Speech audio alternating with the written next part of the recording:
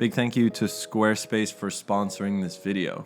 In some of my recent videos, you've seen me shoot a lot of photos as part of a project I'm making in Jersey. And I do get a lot of technical questions related to nighttime photography and specifically how to do it on film, because obviously when you can't see your photos, it's a lot more intimidating to go out and shoot in new lighting conditions like nighttime. But there's a couple things that you can do that really will make it so much easier and give you the confidence to make some good nighttime photos. This week, I'm gonna share some of my tips and also show you some more photos that I shot in Wildwood, New Jersey at night, because I didn't get to showcase all of those in the original video that I put out from there. I have made a video in the past about night photography on film specifically, so if you haven't seen that one, maybe go check it out first. But without further ado, the first thing that you need to do is obviously have a secure tripod and a cable release to eliminate any camera shake that might happen in your camera. When you do any kind of exposure that's longer than a 60th of a second with a film camera,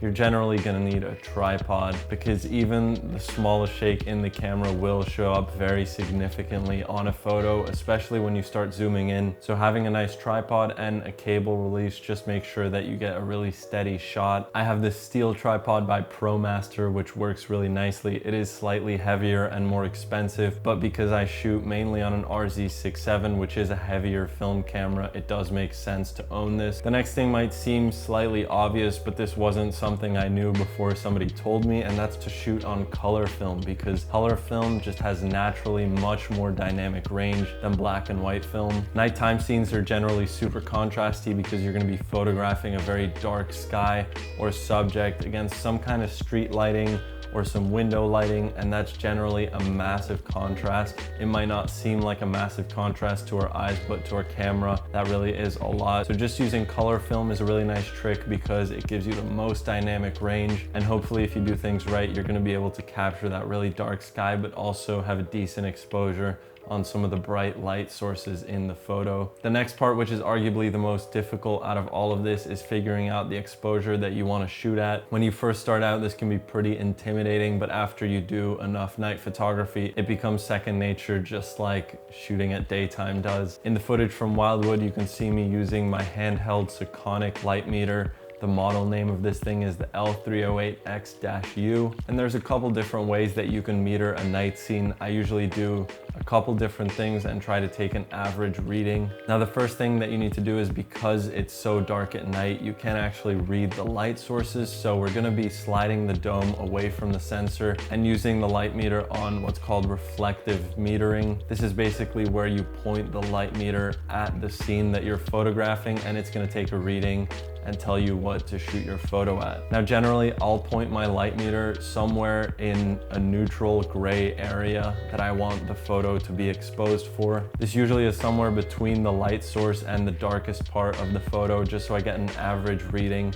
These light meters have a very wide pickup range, so it's gonna be an overall reading here. If you wanna expose for the shadows, make sure that you point your light meter in the direction of the darker area of the photo. Now, this really is something that you have to just go out and do. I can sit here and explain it all day, but the easiest way to learn this is to just go out with a camera and some film and experiment figuring out how your process works best. I generally would recommend a light meter for night photography because phones are great for daytime, but for these more sensitive low light situations, a light meter is generally gonna be much more accurate. My phone meter usually doesn't get anything right under a 1/4 of a second. Now, in Wildwood, when I'm shooting photos like this, I'll always be shooting at f8, 11, or 16 because I want the whole scene in focus. Now, that generally means that my exposures are gonna be pretty long. They tend to go anywhere from 4 seconds all the way up to 2 minutes. But on average, I would say that I'm shooting most things at f8 at 8 seconds. There's a couple ways that I calculate this, and the first step is obviously metering the scene like I showed you previously, but then also taking into account my next tip, which is reciprocity failure. This is kind of a tough concept to wrap your head around, but I promise it gets easier with more practice. Reciprocity failure is basically the idea that as you expose the film, it loses sensitivity over time that it's being exposed. There's a really simple graph that sums this up very nicely online. I had this graph graph saved on my phone when I started shooting film, and I recommend you do the same. This is specifically for portrait films, and it tells you how much to overexpose the film by at a given shutter speed. So generally, if you're getting a light meter reading, for example, that says 8 seconds, I end up shooting at 15 seconds because it needs a full stop of overexposure. I have one more tip for you, but for now, enjoy some more night photos from Wildwood.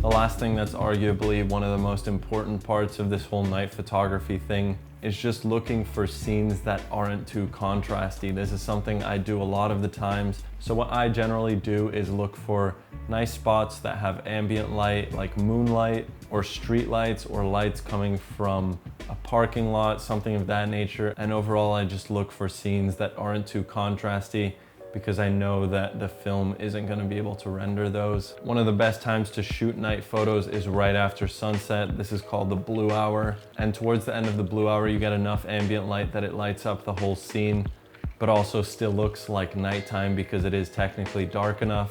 One of my favorite photos that I've talked about recently for this New Jersey project was taken exactly like this towards the end of blue hour, and I think that worked out really well. Experiment, have fun with it, and finally I want to thank Squarespace for sponsoring this video. Squarespace is an incredible online website building platform. I've had my website on Squarespace for over 2 years now, and everything from their 24/7 online customer support to the super easy and customizable templates have made it so much fun to just build a portfolio for my photography that lives online. You can use the link in my description to get 14 days of Squarespace for free. Give it a try, and when you're ready to launch, go to squarespace.com/willem for 10% off your first purchase of a website or a domain. I've got some really exciting videos coming up on the channel, some travel. I'm going to Mexico City very soon. My friend Roman is visiting here in New York. He's an incredible photographer, and we'll likely be making some videos together. Also, make sure you check out my homie Jimmy, because he helped me out with some of the behind the scenes footage, and he's got some awesome night photos coming from Wildwood as well. So make sure you subscribe if you aren't already. That's it for now. Peace.